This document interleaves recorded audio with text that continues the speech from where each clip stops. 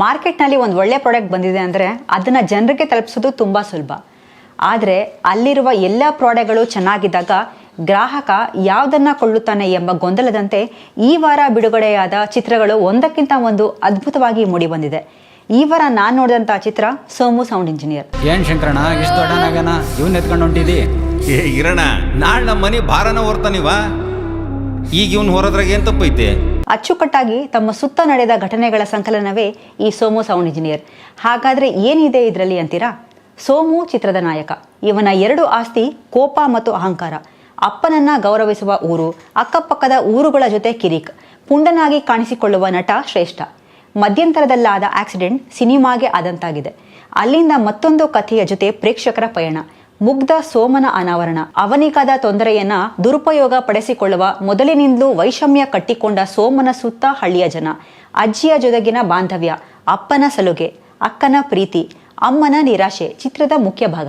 ಇನ್ನು ಮನುಷ್ಯನಿಗೆ ಕೋಪ ಎಷ್ಟೆಲ್ಲ ತೊಂದರೆ ಮಾಡುತ್ತೆ, ಹಾಗೆ ಜನರು ಅದನ್ನ ಹೇಗೆ ಸ್ವೀಕರಿಸ್ತಾರೆ ಎನ್ನುವ ಸಹಜ ಚಿತ್ರ ಸೋಮು ಸೌಂಡ್ ಇಂಜಿನಿಯರ್. ಎಲ್ಲ ಸಂಬಂಧಗಳನ್ನ ಸರಿ ಮಾಡಿ ತನ್ನ ತಪ್ಪು ಇಲ್ದಿದ್ರೂ ಸಮಯ ಬಂದಾಗ ಎಲ್ಲ ಸಮಸ್ಯೆಗಳಿಗೆ ಪರಿಹಾರ ಸಿಗುತ್ತೆ ಎನ್ನುವುದು ಸೋಮನ ವಾದ. ಪೂರ್ತಿ ಸಿನಿಮಾ ಉತ್ತರ ಕರ್ನಾಟಕದಲ್ಲಿ ನಡೆಯುತ್ತೆ. ಕೆಲವು ನೈಜ, ಹಾಗೇನೆ ಚಿತ್ರಕ್ಕೆ ಬೇಕಾದಂತೆ ಕಥೆಯನ್ನ ಬಿಂಬಿಸಲಾಗಿದೆ.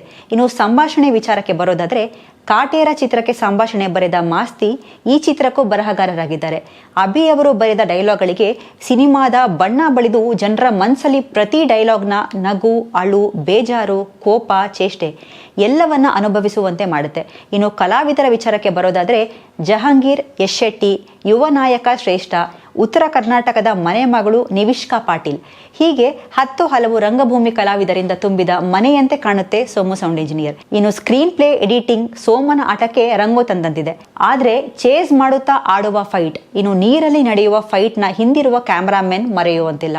ಇನ್ನು ಮೂವಿನಲ್ಲಿ ಮೈನಸ್ ಏನು ಅಂತ ಕೇಳಿದ್ರೆ, ಕೆಲವು ಸೀನ್ಗಳ ಕಂಟಿನ್ಯೂಟಿ ಇಲ್ಲ. ಇನ್ನು ಗಲಾಟೆಯಿಂದ ತಪ್ಪಿಸಿಕೊಳ್ಳುವ ಬರದಲ್ಲಿ ಕಿನಾಲೆಯಿಂದ ಹಾರುವ ದೃಶ್ಯ ಇಲ್ಲಿವರೆಗೂ ಕೂಡ ಪ್ರಶ್ನೆಯಾಗಿ ಉಳಿದಿದೆ.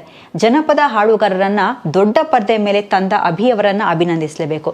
ಇನ್ನು ಸಂಬಂಧಗಳ ಹಾಗೂ ಅದರ ಮೌಲ್ಯಗಳ ಬಗ್ಗೆ ಮಾತನಾಡಿರುವ ಅಭಿ ನೋಡುಗರ ಭಾವನೆಗಳ ಜೊತೆ ಆಟವಾಡಿದ್ದಾರೆ. ಇದೆಲ್ಲವನ್ನ ಹಿಂದಿಕ್ಕಿ ಇಷ್ಟವಾಗುವುದು ಮ್ಯೂಸಿಕ್.